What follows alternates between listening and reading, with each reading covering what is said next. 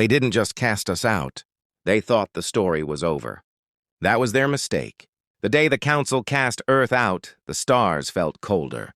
I stood alone in the center of the galactic accord chamber, a ring of silver alloy and living crystal suspended above Saturn's glowing rings. 8 alien delegates sat on towering thrones, carved from translucent mineral structures that pulsed faintly with internal light. Behind them, a massive holographic Earth rotated slowly, blue, fragile, and painfully small. Across the hologram burned a single verdict in blazing red glyphs. Earth, exiled. No applause, no cheers. Just silence. Humanity, intoned High Arbiter Zethar, its elongated skull tilting slightly, has violated ecological accords, expanded militarily beyond assigned sectors, and deployed unstable artificial intelligences into shared systems. The Council votes unanimously. Earth is removed from interstellar protections. Removed from protections. In galactic law, that meant open season, pirate clans, expansionist warlords, resource harvesters. Without Council shields, Earth would be prey. My name was Daniel Reyes, ambassador of Earth, and I was the only human in that chamber. You're making a mistake, I said. A ripple of faint color pulsed across the crystal thrones. Alien amusement. Mistake? Hissed Delegate Vorkal. Your species splits atoms before mastering restraint. You're condemning 8 billion civilians, I replied evenly. You should have considered them before destabilizing frontier systems. I inhaled slowly. They expected outrage, desperation, begging. Instead, I nodded. Very well. Earth accepts the ruling. The chamber shifted. That wasn't the reaction they anticipated. You accept? Zethar asked carefully. We accept, I repeated. But exile goes both ways. Confusion flickered across alien faces. What does that mean? Vorkal demanded. I tapped the silver band on my wrist. Far below on Earth, quantum relays activated. Across Mars, Europa, Titan, and dozens of deep space stations. Dormant protocols came alive. We've studied your treaties for decades, I said calmly. Every clause, every weakness. The hologram flickered. Trade routes, glowing lines of commerce across the stars began disappearing. And for the first time, the Council didn't look amused. Article 7b, I continued, requires protected species to maintain economic integration within. Council trade frameworks. More glowing lines vanished from the projection. Earth supplies 40% of refined helium-3, 62% of adaptive nanomaterials, and 100% of AI-driven predictive navigation systems. The chamber fell silent, because navigation grids were flickering. Cargo fleets stalled mid-jump. Energy stations recalculated trajectories and failed. You wouldn't dare, Zethar whispered. We already did. Across the galaxy, human-built infrastructure shut down.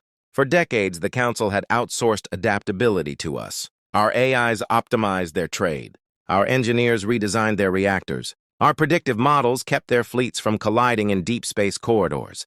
They called us young. They called us reckless. But they relied on us. You're in violation, Vorkal snapped. Of what? I asked calmly. We're no longer under your jurisdiction. The truth settled like gravity. By exiling Earth, they had cut themselves off from the species that quietly ran half their civilization. You can't replace our systems overnight, I said. You never needed to, because we were here. Warnings flared across their consoles. Economic destabilization in outer sectors, navigation collapse in military corridors, energy shortages in 3 major hubs. You planned this, Zethar said. No, I corrected. We prepared. Humans expect things to go wrong. It's written into our history. We build backups, and backups for the backups. You thought we would beg to return, I said. But exile frees us. The hologram shifted again. Instead of red exile markers, a golden symbol spread from Earth, branching lines of independent colonies and quiet. Alliances formed over years. You underestimated us, I said softly. And now they were beginning to, oh? What are you proposing? Zethar asked. Nothing, I replied. I'm informing you. Another projection appeared. Human fleets. Not enormous war armadas. Modular. Adaptive. Civilian ships converted within 72 hours. Our defense networks are no longer restricted by your military limitations, I said. You would declare war, Vorkal demanded. I shook my head. No, we're declaring independence. Across the stars, a transmission spread. The Terran Accord is now active. It wasn't a threat.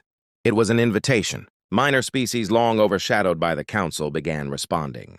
Trade worlds, fringe civilizations, even certain Council members facing economic collapse without human AI. Signatures blinked into existence across the golden projection. Alliances forming in real time. You're destabilizing centuries of order, one delegate whispered. No, I said. We're updating it. Without us, their dominance would erode within months. With us, they could evolve. What are your terms? Xwythar finally asked. There it was. Negotiation. Equal representation based on contribution. Shared technological governance. No species labeled primitive again, and defense protections extended to all sentient worlds. Shock rippled through the chamber. You would dismantle the hierarchy, Vorkal said. We would fix it. Silence stretched long and heavy. Then the red glyph above Earth flickered, glitched, and vanished. In its place, new words formed. Earth, sovereign ally. The chamber lights brightened. Trade routes cautiously restored, under revised frameworks. You have rewritten the terms, Zethar said quietly. No, I replied. We stopped playing by rules that didn't serve anyone. Saturn's ring shimmered beyond the transparent walls as I turned to leave. Behind me, the Council was no longer debating exile. They were debating reform. That was the real victory. Not dominance. Not revenge. Change. Back on Earth, celebrations erupted, not because we had threatened the galaxy, but because we had proven something fundamental. Humans don't win by being the strongest. We win by adapting faster than anyone expects. Weeks later, a new joint charter was signed. Trade influence redistributed. Technological transparency mandated. Defense pacts extended to smaller civilizations. For the first time in galactic history, a species under 200 years old held equal voting power, beside ancient empires. You are dangerous, Zethar said to me later. Only when underestimated, I answered. Above us, Earth turned quietly in the void. Not exiled, not protected, sovereign. The Council had cast us out thinking we were alone. They forgot something simple. Humans survived deserts, ice ages, extinction events, even each other. Exile, that was just another problem to solve. And solving impossible problems, that's what we do best.